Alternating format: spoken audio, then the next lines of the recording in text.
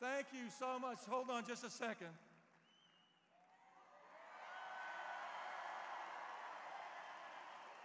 Are you ready to support our president tonight?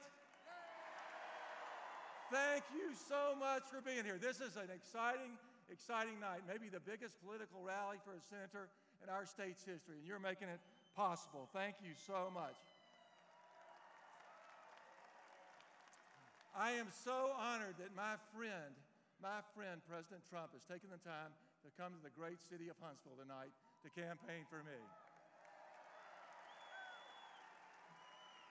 In my short time in Washington, I've just been there a few months less than the president, we have worked together to fight the establishment and take on the issues that he promised to solve to make America great again.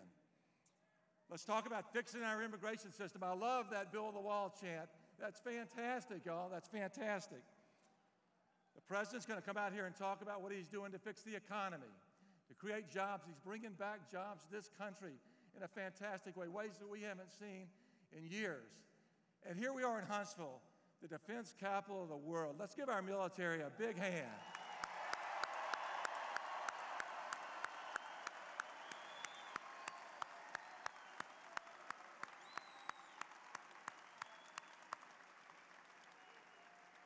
You know, my opponent says that the president's out of touch with his base.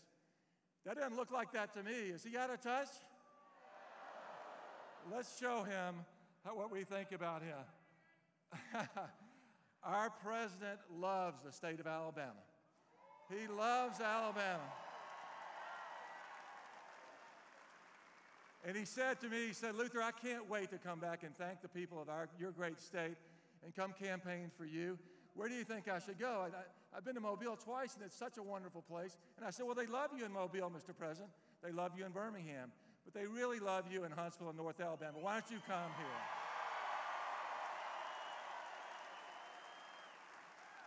But you know what? We love our president, too. Don't we love our president?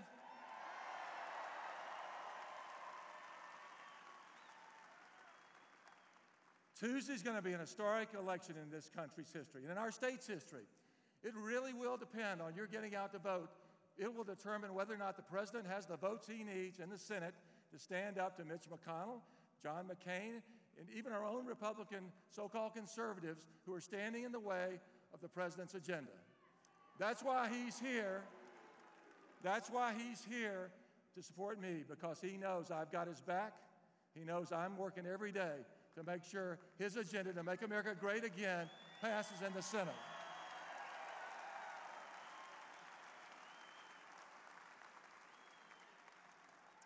Your vote for me on Tuesday, I would greatly appreciate it. Your vote for me on Tuesday will send a message. It'll send a message to the world. It'll send a message to the United States, all across this country, and it'll send a message to the establishment in Washington, D.C., that Alabama stands by its president. So let's send that message on Tuesday.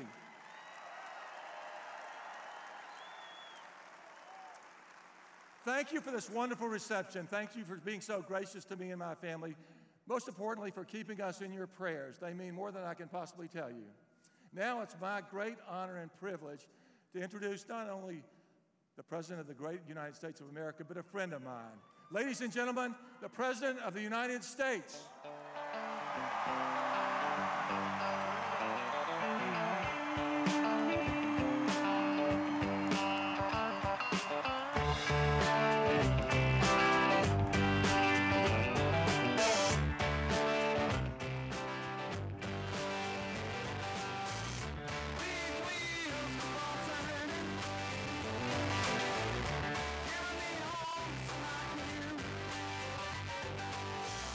Singing songs about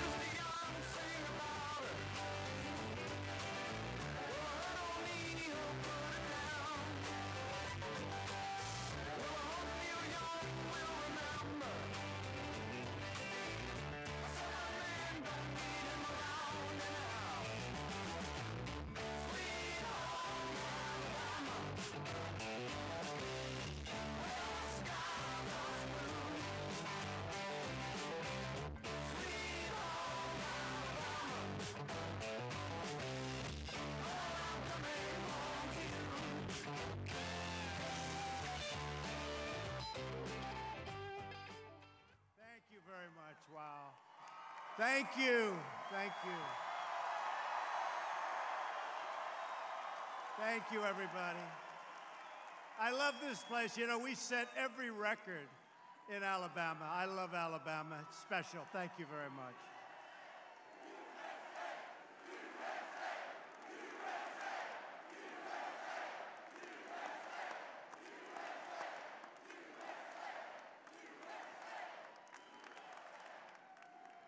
Well, I am. I'm thrilled to be here with the really great person that I've gotten to know, Luther Strange, and with the hard-working, patriotic citizens of this great state. You have some football games tomorrow, but we're going to have a lot of fun, and then you're going to win at football tomorrow. I love this state, and I love the people of this state. They've been so good to me. And we are producing. We are really producing.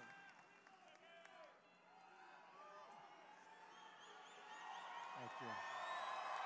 Thank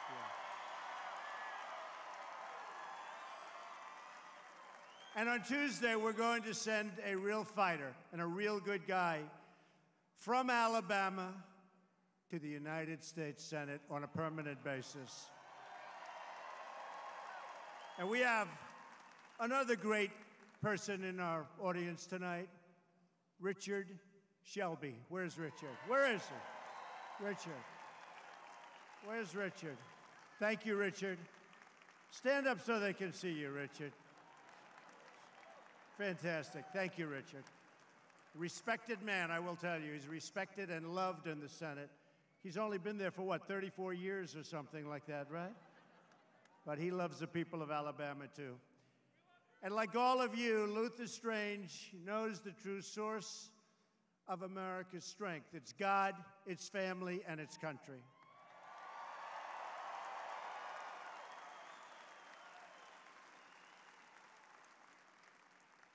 And Luther is going to be taking over for a man that you all love.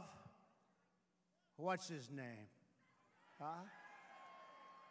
Senator Jeff Sessions. You love Jeff Sessions. He's doing a good job.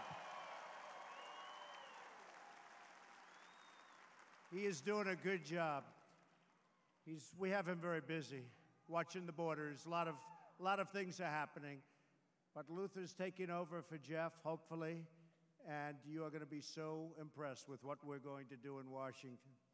But before we begin, I want to send our thoughts and prayers to the people of Texas and Louisiana and Florida and Georgia and Puerto Rico and the Virgin Islands and all of the other communities that have recently been ravaged by storms and by floods.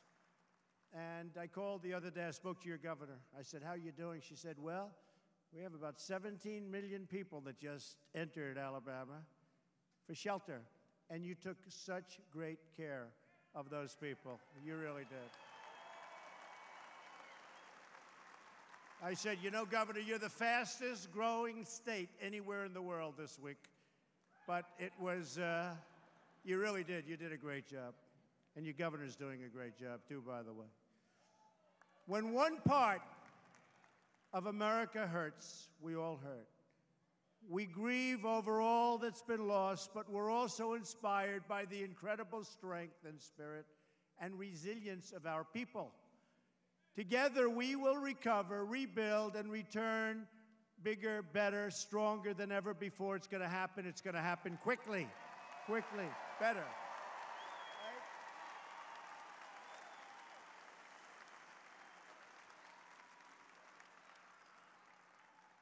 We also send our prayers to the people of Mexico. They got hit hard by a devastating earthquake, taking a lot of lives, a lot more than they even thought. And I've spoken with the president of Mexico, and we pledged our total support. We have crews in there right now lifting up that heavy concrete, and it's a rough sight. It's a rough sight. We got a lot of people we sent down with a lot of big equipment, but that's a tough go. It's a really tough thing to look at and to see the sadness, but that was bad. I've just come from a very productive week at the United Nations General Assembly. Ooh.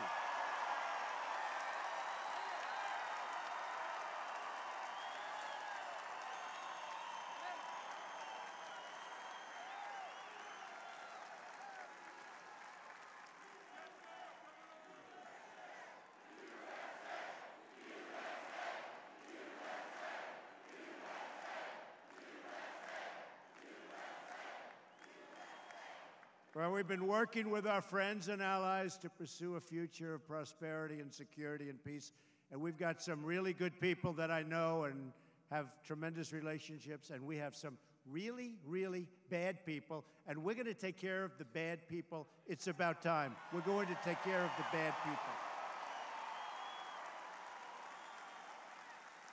It's one of the greatest honors of my life to represent the American people on that world stage. And I will tell you, the world is starting to respect the United States of America again.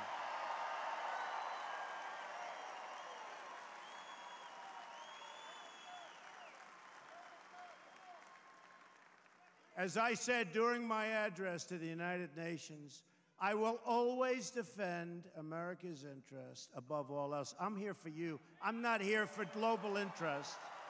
We're not here for the rest of the globe.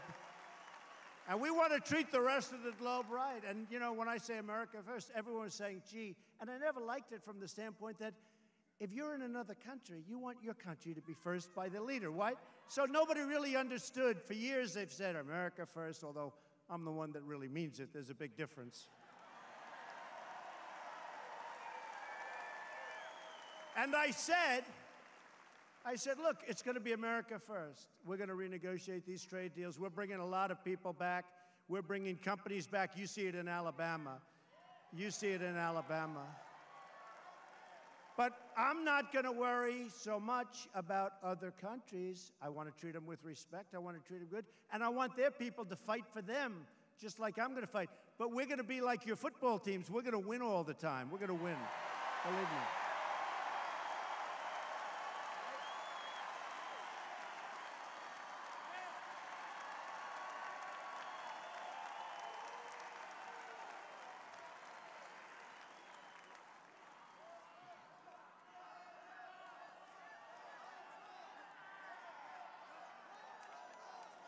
I believe the best path to a more peaceful world are proud, independent, and sovereign nations that serve and respect their own people. When you look at what's going on in the world, you have so many where they don't respect their people. But we want nations that cooperate together to create better for all people. That's what we're all about, all people. And we can't have madmen out there shooting rockets all over the place.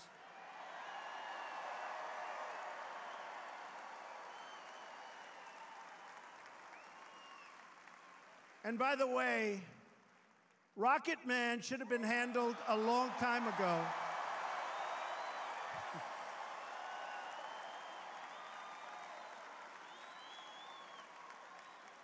He should have been handled a long time ago by Clinton. I won't mention the Republicans, right? But by Obama. Why did this, you know, this is a different time. This should have been handled 8 years ago, and 4 years ago, and honestly, and 15 years ago, and 20 years ago, and 25 years ago. This shouldn't be handled now, but I'm going to handle it because we have to handle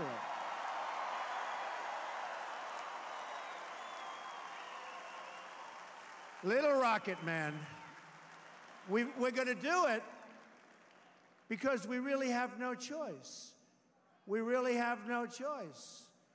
Now, he's talking about a massive weapon exploding over the ocean, Pacific Ocean, which causes tremendous calamity. Where that plume goes, so goes cancer, so goes tremendous problems. And I want to tell you something. And I'm sure he's listening because he watches every word. And I guarantee you one thing, he's watching us like he never watched anybody before. That I can tell you. That I can tell you. And maybe something gets worked out, and maybe it doesn't. Personally, I'm not sure that it will. Other people like to say, oh, we want peace. You know, they've been saying for now 25 years, oh, we want peace, we want peace. And then he goes and just keeps going. Well, maybe something gets worked out, and maybe it doesn't. But I can tell you one thing, you are protected, okay? You are protected. Nobody's going to mess with our people. Nobody is going to play games. Nobody is going to put our people in that kind of danger. Nobody. And Japan and South Korea are right up there with us. And by the way, many other countries, many other countries, they're right up there with us. And I have to tell you, I made a friend in China, President Xi, and yesterday he basically took the banking industry away from North Korea. Never been done before. Never been done. That's based on relationship. Relationship is very good, but we're dealing with somebody that we'll figure out. He may be smart, he may be strategic, and he may be totally crazy. But you know what? No matter what he is, we're going to handle it, folks. Believe me, we're going to handle it.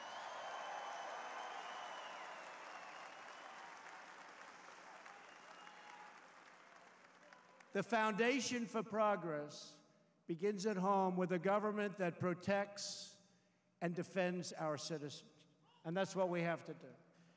That is why I'm here tonight to ask the good people of Alabama to send Luther Strange to the United States Senate so he can defend your interests, fight for your values, and always put America first. Go out and get out the vote.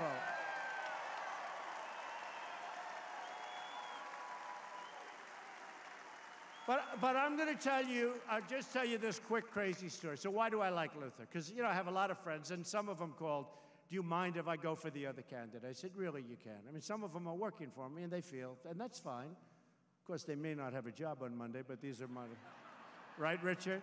We may have to get rid of a few of them. I've already gotten rid of a few of them. But they're good people. No, they're good people. But I'll tell you what happened. The first go-around on health care, I said, you know, for 7 years we've been hearing repeal and replace Obamacare, right? For 7 years I've been hearing repeal and replace.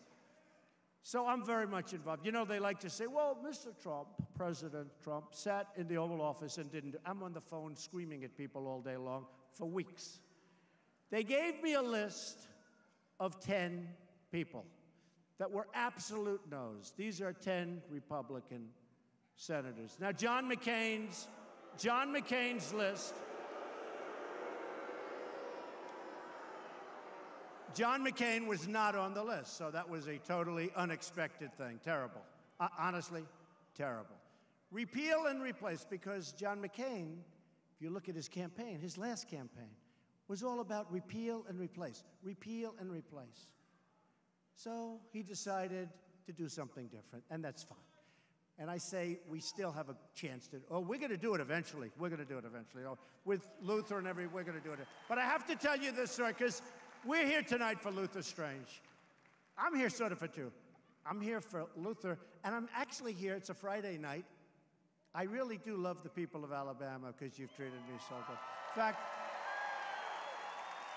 fact, I said, I don't want to speak negatively. I said, though, that if I lose this election, maybe I'll end up moving to Alabama or Kentucky or like some states. I mean, nice to go where people love you and where you love them because it's special. So here's what happened. Here's what happened. But we never want to lose, right? And despite that, we don't want to lose because we have a great agenda. And we're, by the way, we're doing a lot of work. We're getting a lot of things done. They hate to admit it, including we have a Supreme Court Justice, Judge Gorsuch, who will save. How about a thing called your Second Amendment, right? Okay, remember that? If crooked Hillary got elected, you would not have a Second Amendment, believe me. You'd be handing in your rifles. You'd be saying, here they are. You go like, you'd be turning over your rifles.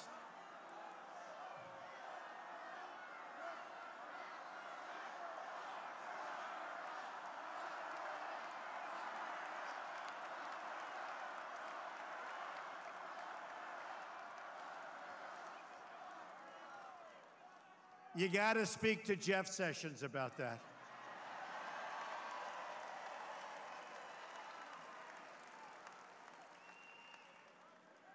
So here's what happened with Luther. So Luther, I get this list, 10 names of people that are absolute total no's. And there were good people, a lot of them. By the way, in all fairness, Rand Paul was on that list. They say, don't even waste your time calling him. He voted twice yes, okay? He was very good. And I haven't given up on him, because I think he may come around, okay? Wouldn't it be ironic if he took John McCain's place, and they definitely do not like each other? Wouldn't that be ironic? That would be very ironic for those of you that know the inner workings of the Senate. So with Luther, so I have a list, and one of the names is Luther Strange. And I know he's the senator from Alabama, but I don't know him. I met him once. I said, that is the tallest human being I've ever seen. I'm tall. I'm tall. I never saw something. He's like, should be in the New York Knicks. They could use him. So Luther, that's why I call him Big Luther. Everyone's now calling him Big Luther. But I have to tell you, so I call up the different people. Well, Mr. President, could you have dinner with my wife, myself, my family, my kids, my cousins, my uncles? And I'd like to talk to you about it. Okay. So they come over, the family, pictures all night, everything. Okay. And I'll get a vote or I won't, whatever. But brutal, brutal. You know what that is, folks, right? It's called brutality. I call another one, I say, Senator, we need your vote. I know you're opposed to it, but well, I think I can get there, but you have to do me a favor. You have to see my brother and his wife. They love you, and they want to have dinner with you, and they want to have breakfast with you and lunch. Then after you finish with them, how about we'll go out for a picnic someplace on the White House lawn, and then after that, maybe we'll start talking about it. I say, oh, my God, it was brutal. You have no idea. Okay. Now I call Luther Strange. I say, oh, I got to call this guy. And he's a no, right? And I say, Senator, I need your help. I said, I got to get your vote on health care. He says, you've got it.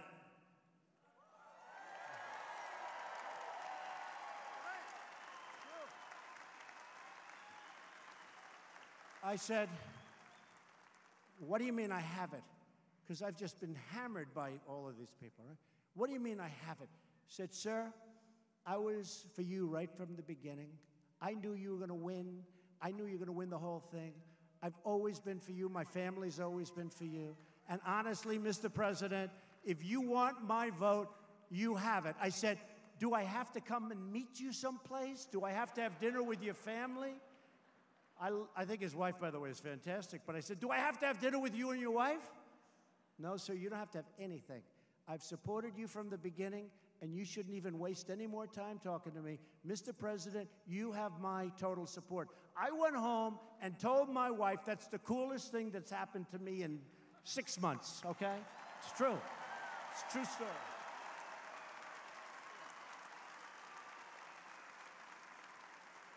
And then time goes by, and he voted.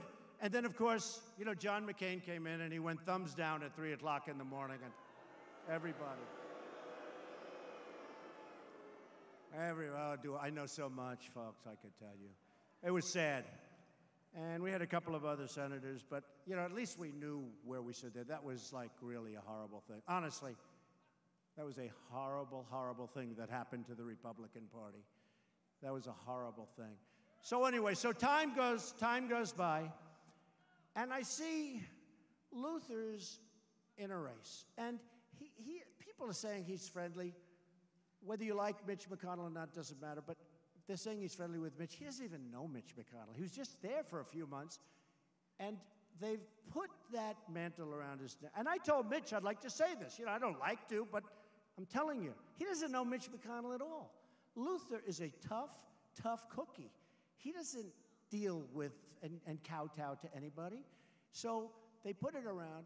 So all of a sudden, I see he's down in the race by a lot. And I said, man, that's really unfair. They were giving him a bum rap. Because he happened to be in the Senate, they were giving him a bum rap. And I remember the call. And by the way, the other people that I called, and they're all fine. But you don't even remember. The dinners, you don't even remember any of it. You remember one sentence, sir, Don't even waste your time talking anymore. You have a lot of business to do. You have my vote. This was a definite no. And I said, that's the coolest thing. And I remembered it. And I called him. And I checked. And he was down, because of being saddled with stuff, he was down by quite a bit. And I said, I'm going to endorse you. And he didn't believe it. He said, you would do that? I said, yeah, I'm going to do that. I shouldn't be doing it. The last thing I want to do is be involved in a primary, okay? I could be sitting home right now getting to watch some of the games tomorrow, getting ready, right? But seriously, the last thing I wanted to do is get ready. But I'll never forget the way he did that. It was really cool. So what happened is I called him and I said, you know, I want to find, first of all, how are you doing? How are you doing? And he said, honestly, I'm down a little bit, but I think we're going to go. I said, I think you're going to come back too, Luther. I think you're going to come back and you're going to kick everyone's ass, and you're going to do great. You're going to do great. Because he got saddled with things that he should not have gotten saddled with. So he started off here. He was in third or fourth. He went to third, second, and now it's like almost pretty even, right? And I called him up a week ago, and I said, you know, I think you're down by a few points, but I'm going to come to Alabama, and I'm going to make a speech for you on Friday night. And such a true story. And as soon as we announced, you know, you look at this arena, you know, the media, the fake news, I call it, the worst. Fake news. They won't show this. You know, they'll say, Donald Trump spoke before a small crowd in Alabama last night. It was a small crowd, very unenthusiastic crowd. It was a terrible evening. Now, these are among the most dishonest people. I really mean it. These are among the most dishonest. For instance, look at the crowd. I'd love to have them show the crowd, but they don't show the crowd. They show me the whole night. I go home, I say, Melania, by the way, she's become very popular, hasn't she? She's become very popular. Yeah. I mean, she respects the White House. We love the White House. They actually said about me that I called the White House a dump. I think the White House is one of the most beautiful buildings I've ever seen, and I speak of it with reverence, and they said that. And they wouldn't retract it, and I hated it, because I speak so well. I love the White House, but my wife respects the White House greatly. So when she leaves the plane, we're going to Texas, where they have the hurricane, and she leaves the plane, and she's dressed appropriately for the White House, you know, because we respect the White House a lot. And she's wearing high heels, like many of you would do. And they went after her, but she didn't know. And then when she got out in the plane in Texas, she was wearing sneakers, which she had with her. So, and they know it was dishonest, but that's the way it is. They said she wore high heels. You know, she's going to go into the floods. She's going to go into the floods with the high heels. But she has become very popular. But I'll have to say this. So Luther did that for me. And I remembered Luther. We have to be loyal in life, you know. There's something called loyalty with these folks. And I might have made a mistake. And I'll be honest. I might have made a mistake. Because, you know, here's a story. If Luther doesn't win, they're not going to say we picked up 25 points in a very short period of time. They're going to say, Donald Trump, the President of the United States, was unable to pull his candidate across the line. It is a terrible, terrible moment for Trump. This is total embarrassment. I mean, these are bad people. And by the way, both good men, both good men. And you know what? And I told Luther, I have to say this, if his opponent wins, I'm going to be here campaigning like hell for him. But I have to say this, and you understand this, and just look at the polls. Luther will definitely win. No? You know what I'm saying. Roy has a very good chance of not winning in the general election. It's all about the general. Don't forget, we don't stop here. You have an election coming up the day this is over. So this is over on Tuesday. On Wednesday morning, the new race begins. You got to beat a Democrat. Luther's going to win easily, and Roy's going to have a hard time winning. But I will be backing him if he wins. I will be backing him. Okay? I'll tell you that. And just like I backed Huntsville, because, you know, if you look at Huntsville, billions and billions of dollars from the and to the Army, missile, defense, what you are going, how important, by the way, how important are those words now when you hear missile defense? Thank you very much, Huntsville. Thank you. Missile defense.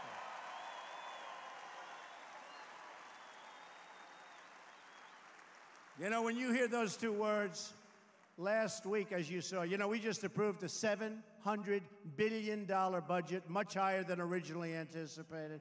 Again, if the other candidate had won against me, that would have gone way down. It was going way down. You don't know what we're doing. We're rebuilding the military at a level to which it's never been before. We're rebuilding it. But that would have gone way, way down. And then you look at, as an example, the new FBI facility that's being built. Great, great. You look at NASA. How about NASA? Billions of dollars. And Richard Shelby, by the way, has been a big help in this, I have to tell you. A big help. He's been a big help. But I will say this. We're spending a tremendous amount of money in Alabama, and you are doing great. And as long as I'm president, you are going to have so much money spent here. And you know what? Lots of other states also. We're bringing back jobs. We're bringing back companies. Companies are not building in other areas. In some cases, they've already started the plant, and they're not. They're coming back. I'm renegotiating NAFTA, one of the worst trade deals ever made. It's one of the worst trade deals ever made. We stopped other trade deals. We are doing a job. I'll tell you what, we have jobs and companies pouring back into this country like they haven't seen. The lowest unemployment in almost 17 years. The most number of jobs. The most number of jobs in the history of our country. Now, with all of that being said, we have a lot of people that want to work. We have a lot of people that have given up on finding jobs. Those people are going to be taken care of. That's one of the reasons that we as a group, that's why we won. One of the reasons. I think we won because of the military. I think we won because of the vets. I think we won because of the evangelicals. I mean, take a look at that, right? But I had to tell that story about Luther, because you know what? You go back and tell it. I thought it was really cool. So I said, I'll be there. And then I saw some things that I didn't like. He was down a little further than I liked. I said, I'm not sure. And I said, Luther, you have got what it takes. You have really got it. And let's go. That was 2 months ago. And you got yourself an even race. If you guys go out and vote, if he gets out to vote, you're going to win. You're going to have a great senator. You're going to have a great senator. And he won't only be great, he'll be the tallest senator in the history of the United States Senate. So, okay. That's not so bad, right? And Shelby's pretty tall, too, by the way. But he is going to be great because he's tough on crime. He's tough on borders. Don't worry. Don't even think about it. And you know who I have here tonight?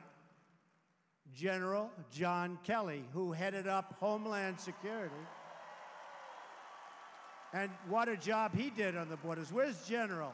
Where is he? Where is he? General, come up here, quick. Come here. Come here. 4-star, come here. Come. Come. This guy, what a great man this is. No games, you know the expression? There's no games being played. 4-star Marine, there are very few. 4-star general.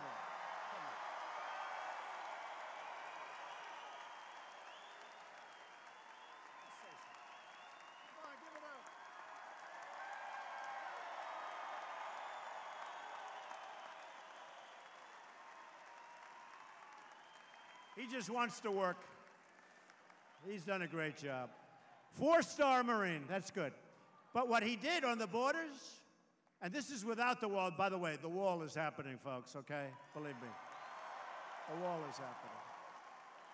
In fact, you probably saw, we have wall up there now, and we're renovating it already. It's being made pristine, perfect, just as good as new, although we may go a little bit higher than that, but that's okay. And we're building samples of the new wall. It has to be a see-through wall. I don't know if you know this. Frankly, I didn't know it until about a year ago, as much as I say. If you can't have vision through it, you don't know who's on the other side. Let's say we build a precast concrete wall, and now we have people on the other side. Literally, I was given an example. It's so bad, it's going to stop drugs, it's going to stop a lot of bad things, but because the drug epidemic in this country is out of control, we're going to stop it. We're going to stop it. But they would literally, so you have a concrete wall, and that's what I do best. That's what I do best. That's what I really do.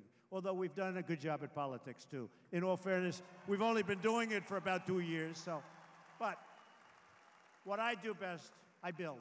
So you have a concrete wall, and you have Mexico, wonderful, wonderful place. Mexico, and you have over here the United States. But you can't see anything, right? So now they take drugs, literally, and they throw it, 100 pounds of drugs. They throw it over the wall.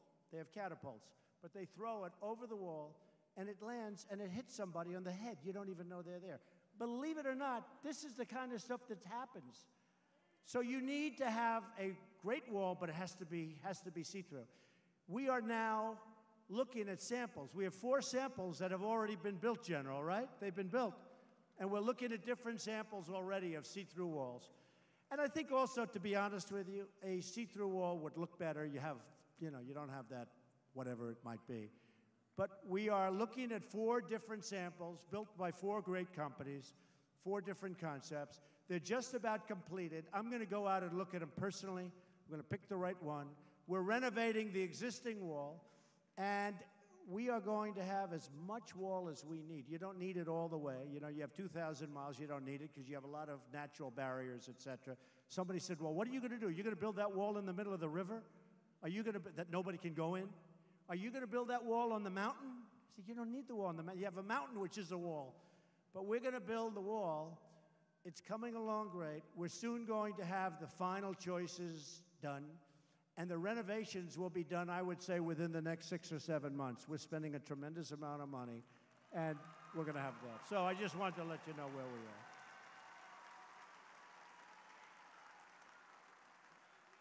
So we're very, very happy about that. And, because every once in a while you hear, well, he doesn't really want to build the wall. I say, excuse me? That's the great thing about Twitter, okay?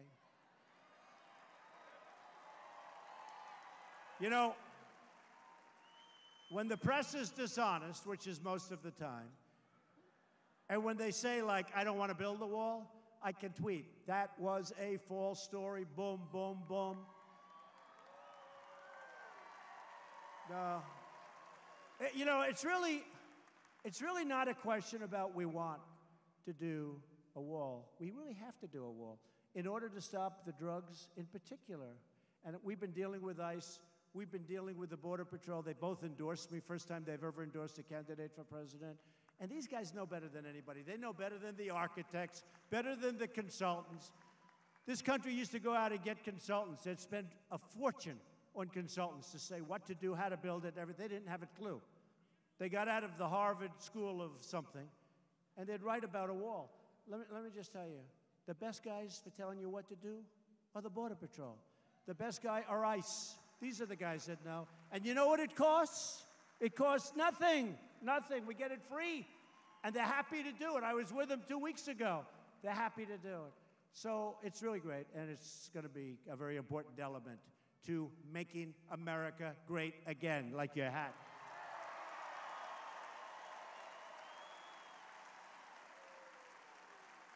When it comes to reforming Washington and taking on the bureaucracy, I'm telling you, because I've seen him, he's tough as hell. Luther is your man. Luther wants to end business as usual, stop the insider dealing, and Luther Strange is determined to drain that swamp. Luther's been fighting hard for the people of Alabama and for the people of the United States since his first job in office. Now, I have to tell you something. He hasn't been there very long. And again, he doesn't know those people. He never met them. He doesn't know them. And they can't saddle him with it, but he doesn't know those people. But Luther has worked so hard. And I know the ones that work hard, and I know the ones that don't work hard. In fact, I was talking about it with Richard before. Don't worry, Richard, I'm not going to give away any of these secrets. But we were talking about it. We were talking about, he's a hard worker, Richard, I want to tell you that. He's been working hard for 34 years.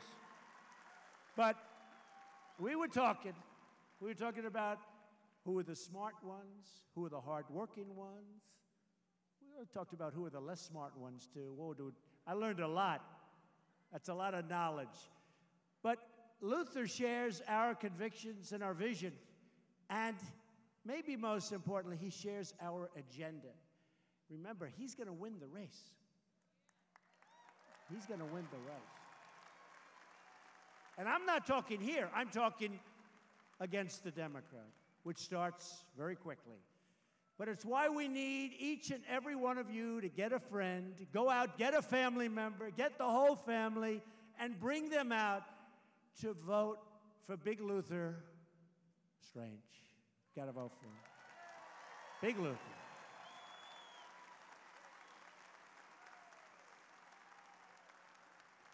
Luther and I, and everyone in this arena tonight, are unified by the same great American values. We're proud of our country. We respect our flag.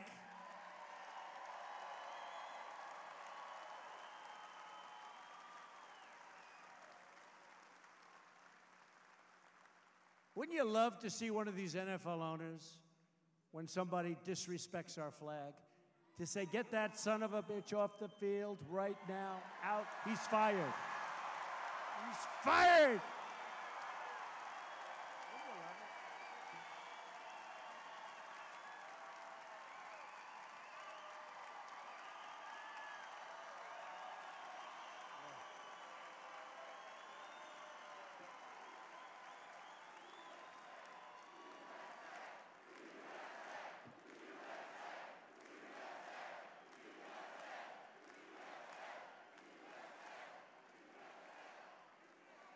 You know, some owner's going to do that. He's going to say, that guy that disrespects our flag, he's fired. And that owner, they don't know it. They don't know it. They're friends of mine, many of them. They don't know. They'll be the most popular person for a week. They'll be the most popular person in this country, because that's a total disrespect of our heritage. That's a total disrespect of everything that we stand for, okay? Everything that we stand for. And I know we have freedoms, and we have freedom of choice and many, many different freedoms. But you know what? It's still totally disrespectful. And you know, when the NFL ratings are down massively,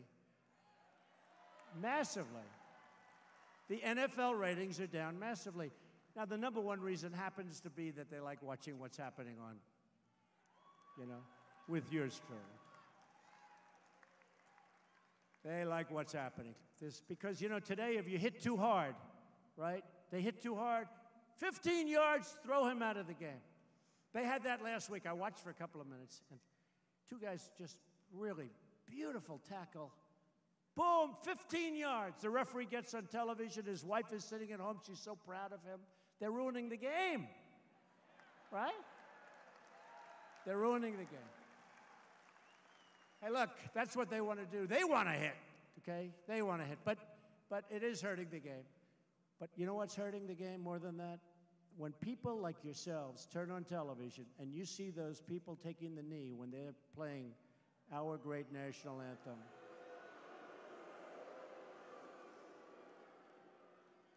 The only thing you could do better is if you see it, even if it's one player, leave the stadium. I guarantee things will stop. Things will stop. Just pick up and leave. Pick up and leave. Not the same game anymore, anyway. Now, one of the things we've done, and when I say we, it's us together, we protect religious liberty because we know that faith and family, not government and bureaucracy, are the true centers of American life. In America, we don't worship government, we worship God.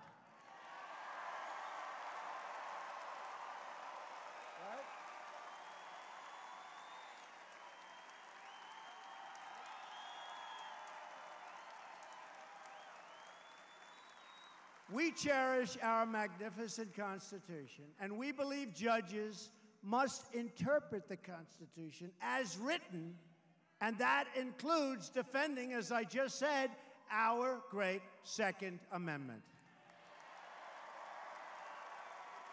We support the rule of law, and we stand strong with the incredible men and women of law enforcement. We protect our citizens, uphold our traditions, and we will always defend our borders.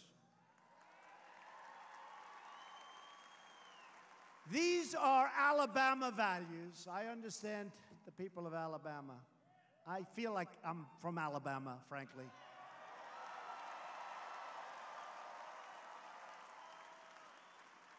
Isn't it a little weird when a guy who lives on Fifth Avenue in the most beautiful apartment you've ever seen comes to Alabama and Alabama loves that guy? I mean, it's crazy. It's crazy. But I understand your values. I love your values. And those are the values that I believe in. Those are the values that made this country. Those are the values that made this country great. Those are the values. I understand those values. But as you know, these values have been under attack for many years in Washington. And that's why we need a person like Luther Strange. We need him. You got to get out and vote.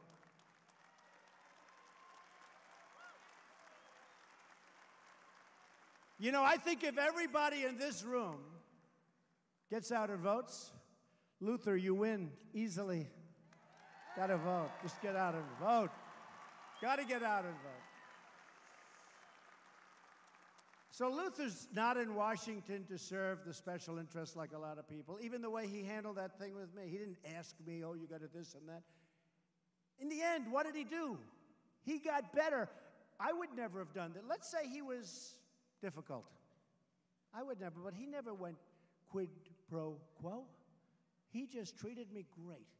And I called him. I said, you want me to help you? He couldn't believe it. He said, why? I said, because you gave me the coolest answer I've had in a long time. That's why I'm here. He didn't ask me.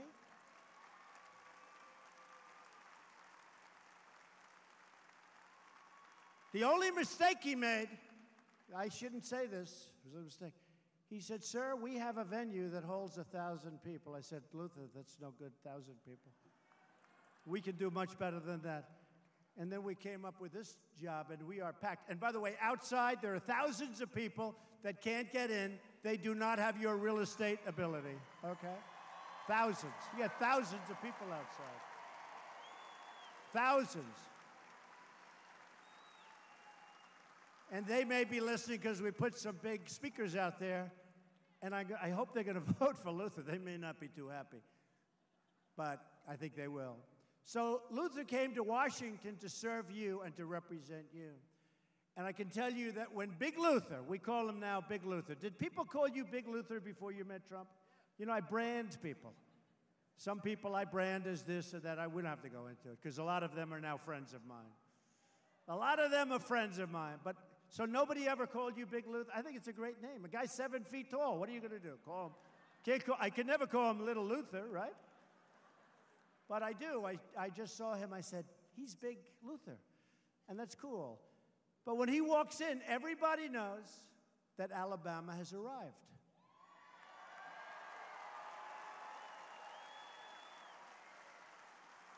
Luther was a very, very advanced Eagle Scout who has not spent his lifetime in politics. He only entered public life in recent years, and he's been in Washington for even less time than me. So he doesn't know all these people that he's supposed to know. He has his own mind. He has the mind that you want. In his short time in public office, Luther has proved that he's not beholden to anyone and not afraid to take on anyone, and I've seen it. As your Attorney General in Alabama, Luther won over 25 public corruption convictions.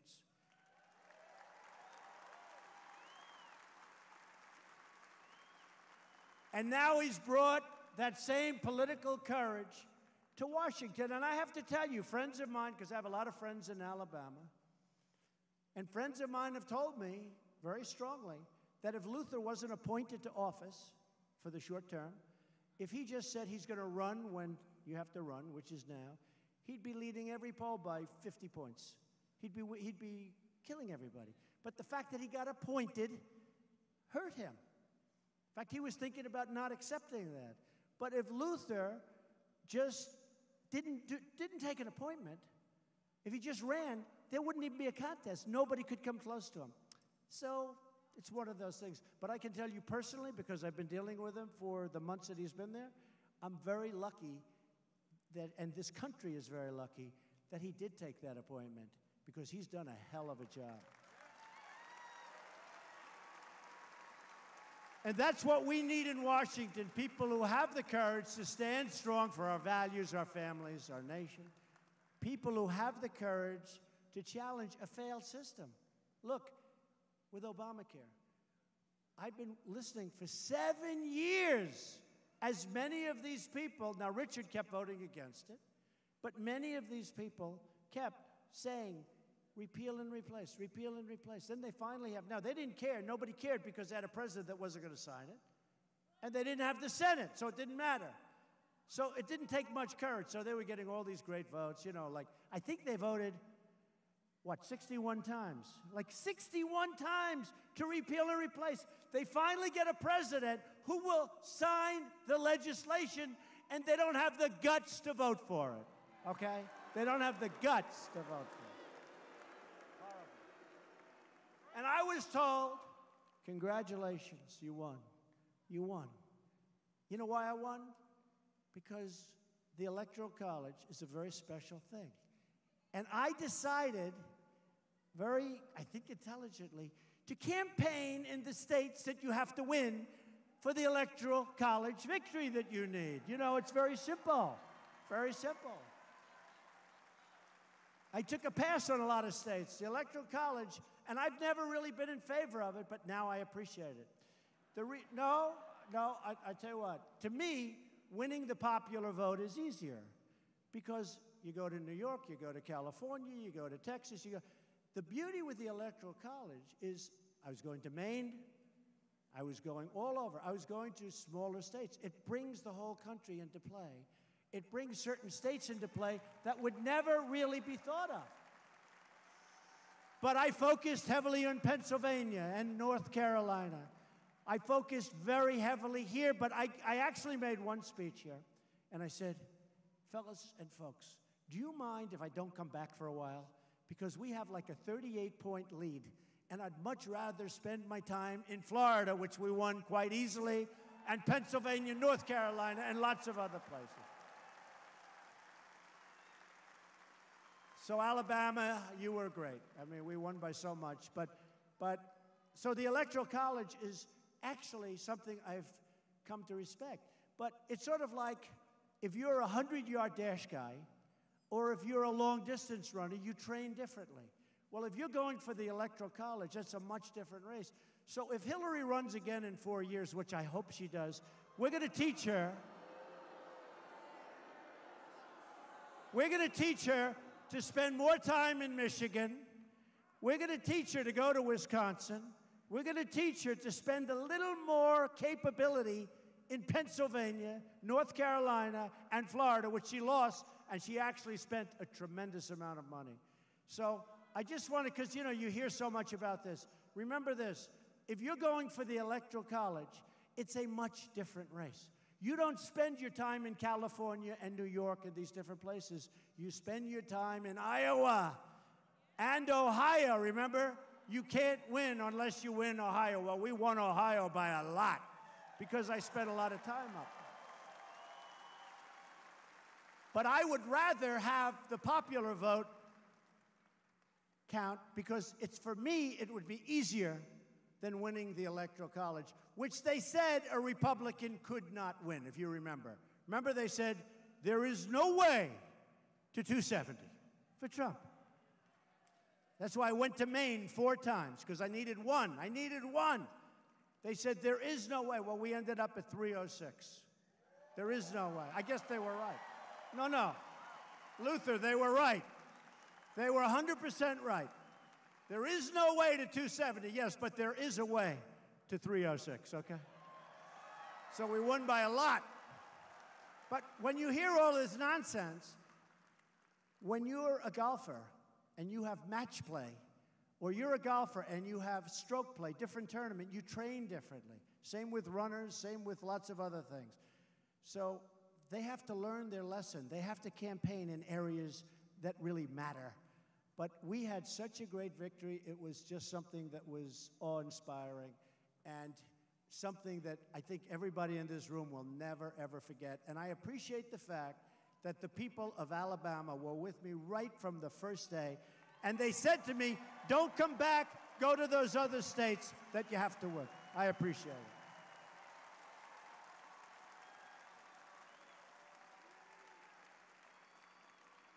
And by the way, folks, just in case you're curious, no, Russia did not help me, okay? Russia. I call it the Russian hoax, one of the great hoaxes. Actually, that's the thing I was thinking about. That's the thing that the Democrats did best. They lost the election, and they didn't know what happened. And they needed an excuse. So they said, Russia. And then they said, wait a minute, Russia and Trump. Honestly, it's the thing they did best. They did a rotten job of running. But to convince people about this hoax, that was probably the thing that they did best, but it is one great hoax. No, Russia did not help me. That I can tell you, okay? Any Russians in the audience? Are there any Russians in the audience, please? I don't see too many Russians. I didn't see too many Russians in Pennsylvania. I didn't see too many Russians.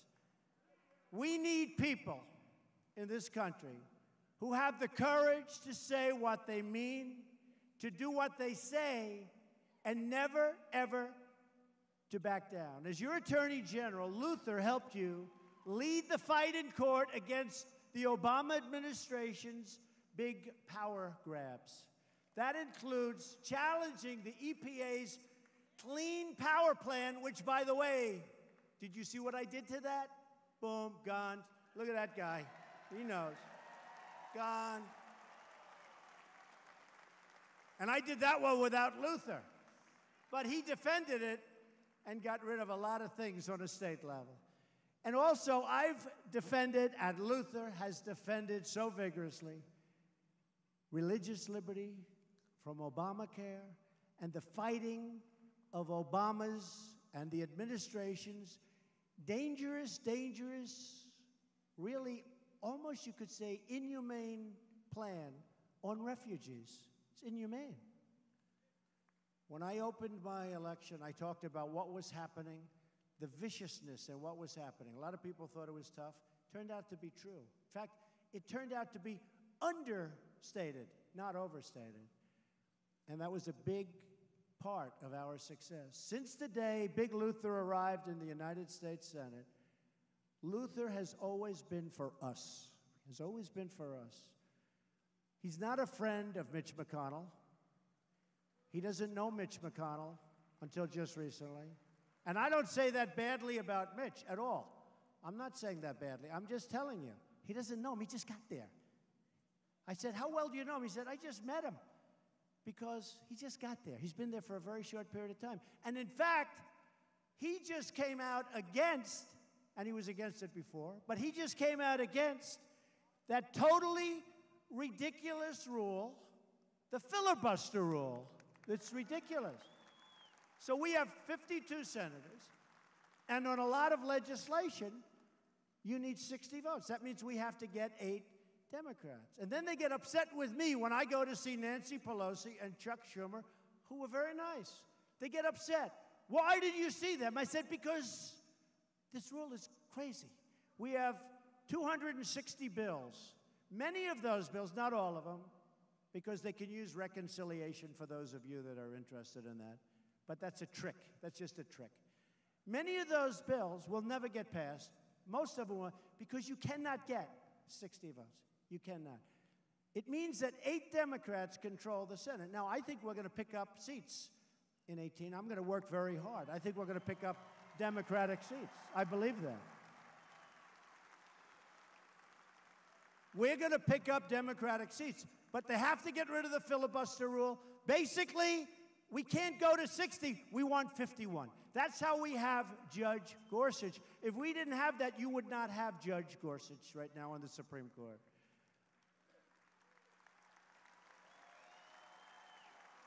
Luther was with us on withdrawing the United States from the deeply unfair, job-killing Paris Climate Accord, okay?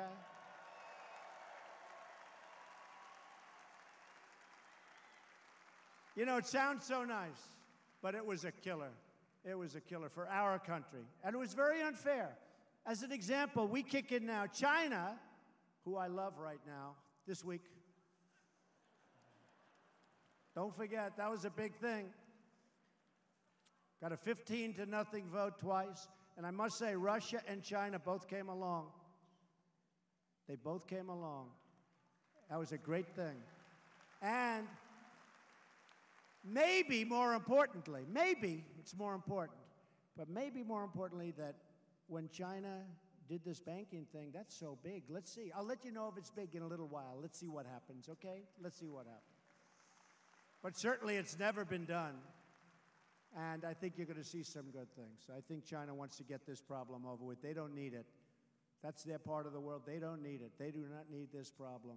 And they're very smart, and they're good people, and the president is a really good man, and he loves China. But it's good for China getting rid of that menace. It's really good for China, believe me.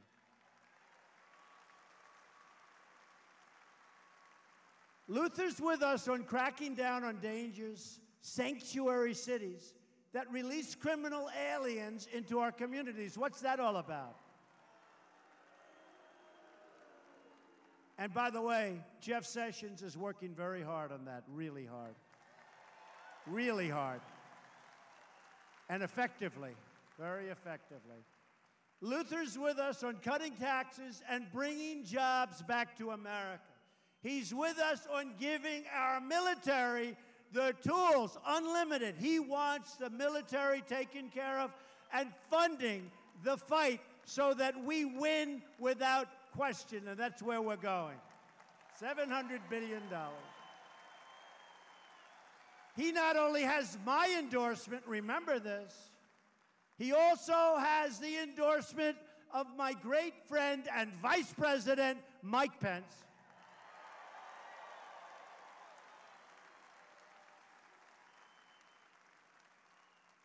He has the endorsement of the National Rifle Association, the NRA. That's a biggie.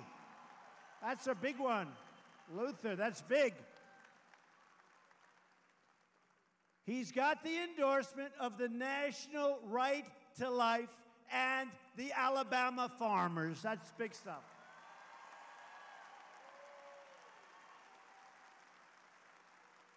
Those are big endorsements. That NRA endorsement, I'm telling you, that is a powerful endorsement.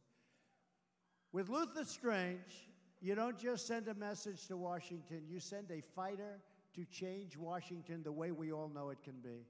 Since Election Day on November 8th, we've already achieved historic wins for the American people. The stock market has reached its highest point in history.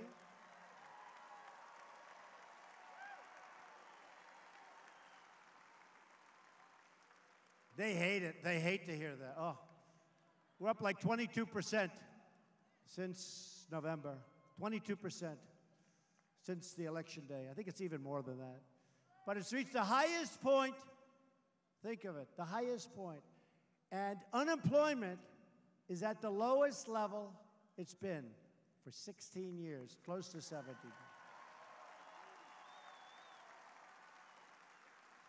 Most importantly to me, and I have to see it, and I'll say it again because I said it at the beginning, but I have to sort of wrap it up and say it again.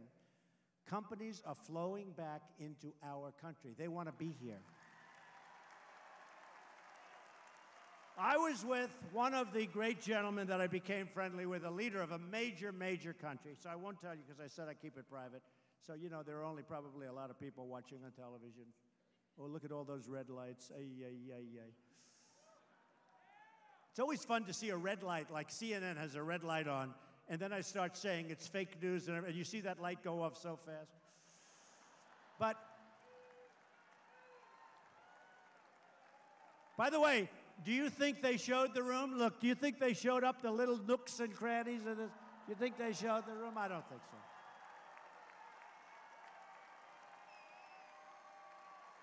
If there's an empty seat, they'll show that empty seat. 2 people, they got up, they went to the bathroom, they're coming back in 5. They show those empty seats every single time.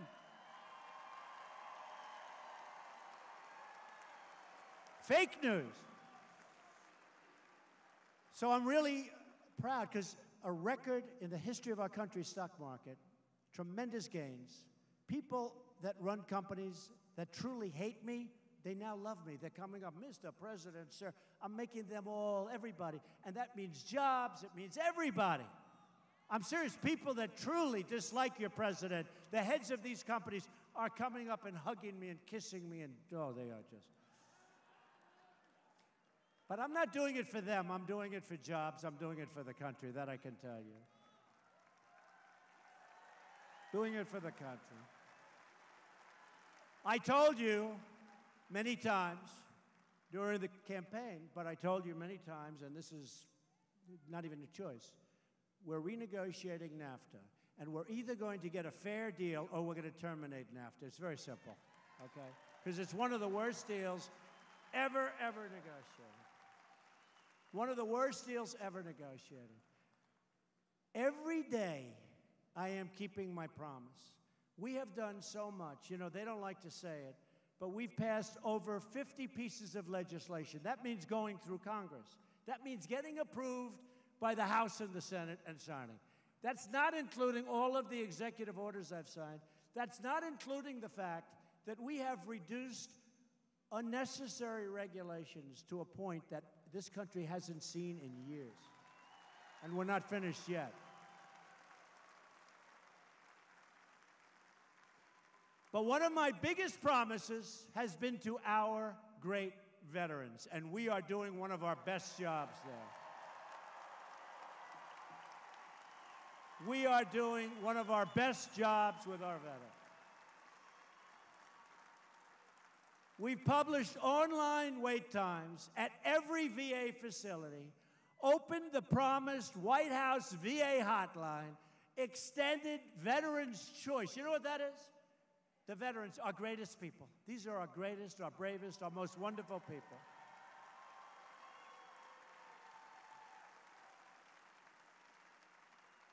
And in some cases, they get older and things happen. They're waiting online for 7 days, for 9 days, for 16 days. And in some cases, they die. In some cases, they can have a simple procedure.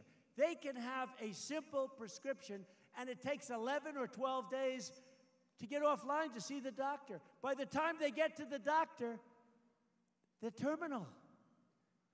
So I said, without knowing much, but having a lot of common sense and very good up here. Always, always. But I said, you know, like you people, I said, that doesn't make sense. If they're waiting in line, can you imagine? We have a lot of people that are very successful people here. Can you imagine going to your doctor and having him say, you'll have to wait for 11 days? If I have to wait for 2 seconds, I go crazy. Hopefully, we don't have to see too many doctors. That's even better, right? Let's not see the doctor. But they wait for days and days. And now, they go right outside. They go to a doctor in the area. We pay the bill. And it's the least expensive thing we can do, and we save everybody's life, and everybody's happy. Everybody's happy. And when I first heard, because I've only been doing this for a little while, but when I first heard of the problem, that's what I said. Why aren't they just going to see a doctor? We'll pay. Now, we got to negotiate with the doctors pretty carefully, because, you know, I know a lot about doctors where they charge a lot of money, so we got to be a little careful. But now the people are happy. We are doing so many things. We have VA worker accountability. For 40 years, they've been trying to get it passed. They couldn't. I will not blame the unions, and I will not blame civil service. But that was the problem, okay? You have the unions, they didn't want it. For 40 years, they couldn't get it passed. So you would have people working in the VA who were sadists, who would abuse our great, great people, our great veterans. By the way, 25 years before, they would have had their ass kicked by the same person that they're abusing. They would have been in trouble. They would have been in trouble. 25 years earlier, they wouldn't be doing it, but that's the way it is. But they're sadists, or they're doing a bad job, or they're not working. You couldn't fire them. I had passed the VA Accountability Act.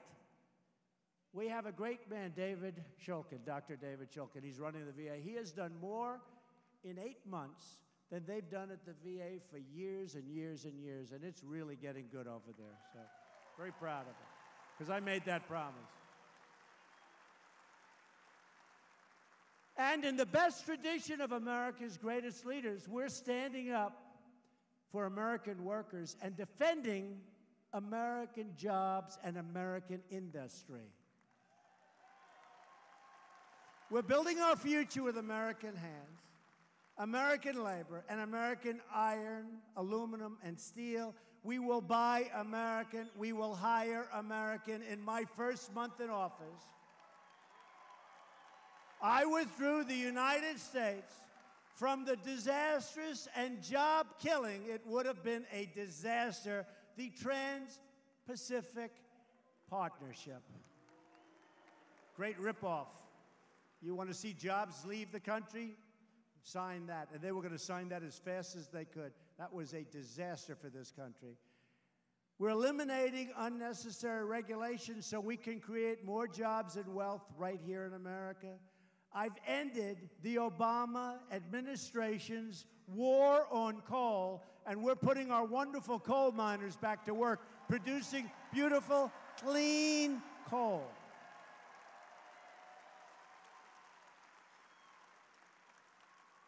And here's one that nobody had the guts to do, and I did it in my first very few days in office. I authorized the construction of the Keystone Pipeline and the Dakota Access Pipeline. Over 50,000 jobs. 50,000 beautiful construction jobs. And environmentally better, much better. We've increased our military and defense budget to the highest level it's been probably ever. It's going to be over $700 billion. We're going to rebuild it. We are rebuilding. We're ordering new fighters. We're ordering new jets. You know what's been happening. The jets are so old that the father flew them, and then the son goes into the Air Force, and he flies the same plane. True. And we've committed to expanding and improving a state-of-the-art missile defense system. Thank you very much, Huntsville, Alabama. Thank you. Thank you, Huntsville.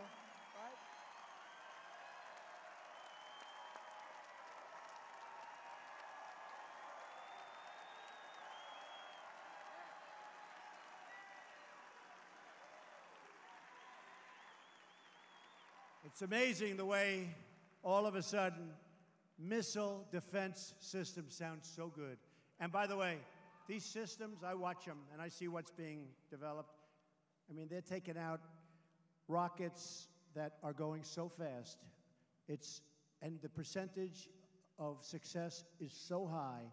It's so brilliant what we can do, so that we can do what we have to do to have a safe country. So I want to thank you, Huntsville, because you're a big part of it.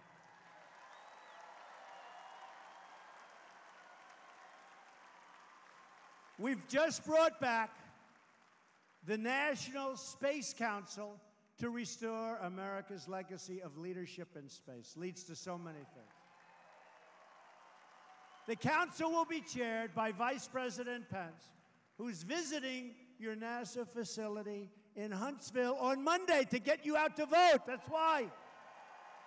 Get you out to vote. And we're making our community safe again by going after violent criminals and putting dangerous offenders behind bars. They're going in fast. They're going in fast.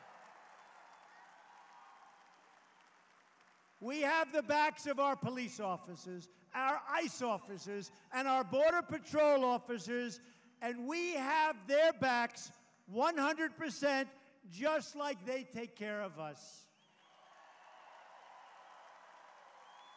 One by one, we're finding, and I mean in large numbers, and our guys are much tougher than their guys.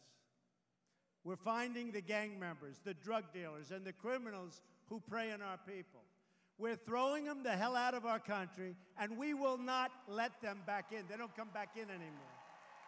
Different age. They don't come back in. We also understand that immigration security is a national, that's really a national treasure, but it's a national security. We need national security for safety. We're going to keep radical Islamic terrorists out of our country. Sorry.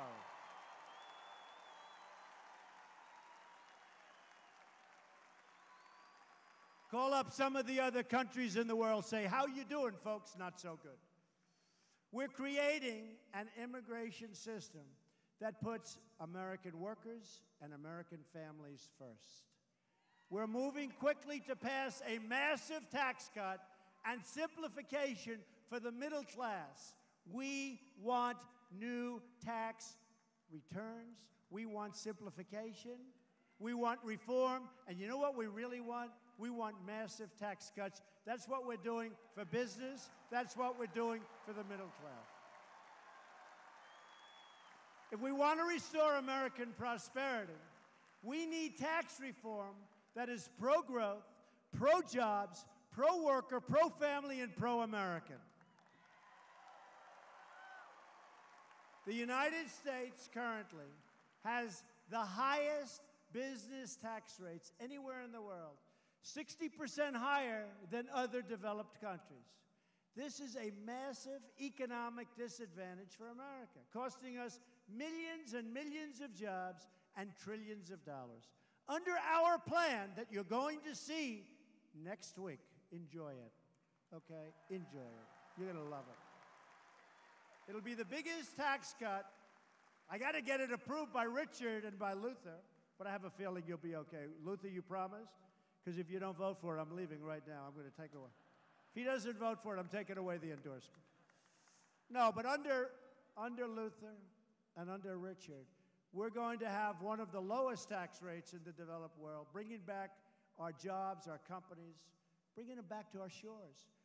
With Luther's help, we're going to reform our tax code to make American business competitive again so that American workers and American companies can win again.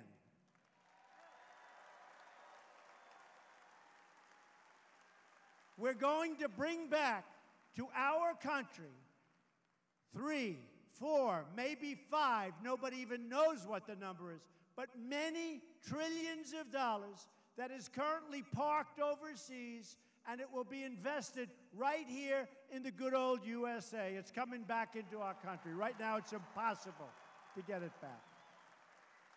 We're committed to protecting small businesses and family farmers by ending the death tax on estates. You lose your farm, you lose your business, you can't pay the tax. We're getting rid of the death tax. In addition to passing historic tax reforms, Luther and I are totally dedicated to repealing and replacing Obamacare. Now, I have to tell you, maybe we're going to do it now. It's a little tougher without McCain's vote, I'll be honest. It's a little tougher, but we've got some time. We're going to go back. You know, it's like a boxer. They get knocked down, get up. Get knocked down, get up. Get knocked down. And then the bad ones, they stay in the stool and they say, we quit, we quit. The great ones get up and they end up winning. That's what we're going to do. We might have to go back again and again. I mean, like, we may make it this time, but the most we'll be is 1 or 2 votes short. You can't quit when you have 1 or 2 votes short. You can't do it. And those people are not going to be liked by the communities that they come from, because in most cases, in I think almost all of the cases, they got elected on the basis of repealing and replacing, and they are not doing a service to the people that they represent. Luther Strange fought against Obamacare as Attorney General of Alabama, and he fought it well. And he's fighting Obamacare in the Senate, and he's going to keep fighting because we're going to win. It's going to be gone, and we're going to have great health care in this country.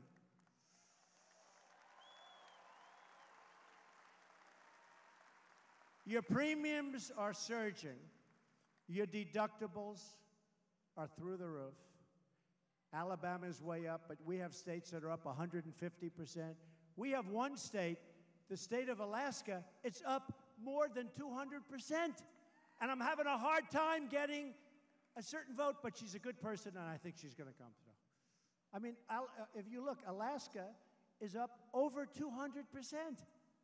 So that means Obamacare is no good. So we shouldn't have a hard time getting her vote, and I think she's going to come through. I hope so. Insurers are fleeing, doctors are quitting, choices are disappearing. Congress must do its job by ending the Obamacare nightmare. So, to deliver for American families, we are also working to pass the RAISE Act, legislation that would end chain migration and switch our country to a merit-based immigration system. Merit, merit, merit. People that will help our country. People that will help our country. We have Tom Cotton. We have David Perdue, 2 great senators, and they're working on it. The RAISE Act would keep new immigrants from going on welfare for 5 years. Isn't that nice? They don't walk over and say, I'm going on welfare. Isn't that nice? Maybe keep them from ever going on welfare. And would require them to support themselves and their families financially. It's time to create an immigration system that serves the interests of the United States of America. We also want an infrastructure bill that generates $1 trillion of investment in rebuilding our country with American hands and skill and grit. We want to lift Americans from welfare to work, from dependence to independence, and from poverty to prosperity.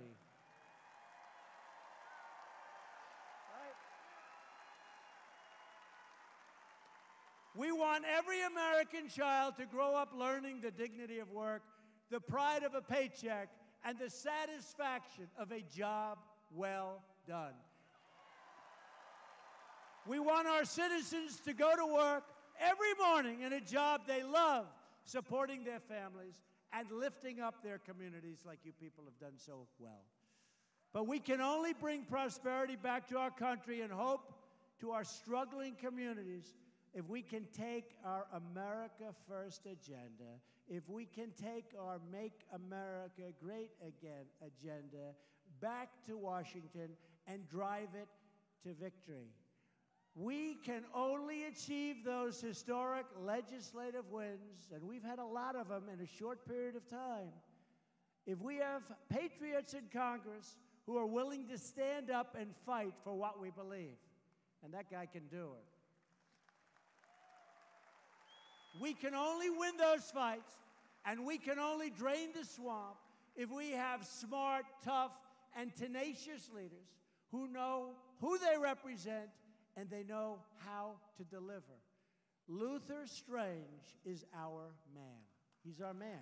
You got to get out and vote. I mean, again, I'm taking a big risk because if Luther doesn't make it, they're going to go after me, Luther. These people, these very dishonest people, they're going to say Trump, Trump, Trump, okay? But we've done great together, and we have done great over the last 2 months right here. This is our moment. This is your moment. This is a big day because you have a lot of people banking on somebody else's victory and then thinking they're going to become Democrats in the state of Alabama. And I don't think that's a good thing. That's not a good thing. If this man wins, that race is over. If somebody else wins, I will tell you, that's going to be a very tough race. Every day, we must fight for the change you've been waiting for your entire life, a government that serves you, that protects your family, that upholds your laws, and that honors your faith, and that defends values, and that always puts the needs of our citizens first. We are Americans, and the future belongs to us. The future belongs to all of you. But we have got to go out and take it. We have got to go out and earn it. We have got to go out and vote. If we don't vote, it's not going to happen. So on Tuesday, vote for your country, vote for your family, vote for your victory. Vote for Luther Strange. He's a phenomenal person.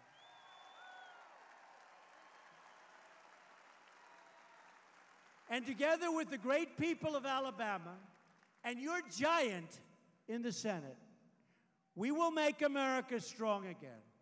We will make America wealthy again. We will make America proud again. We will make America safe again. And we will make America great again. Thank you, Alabama. I love you. Thank you. I love you, Alabama.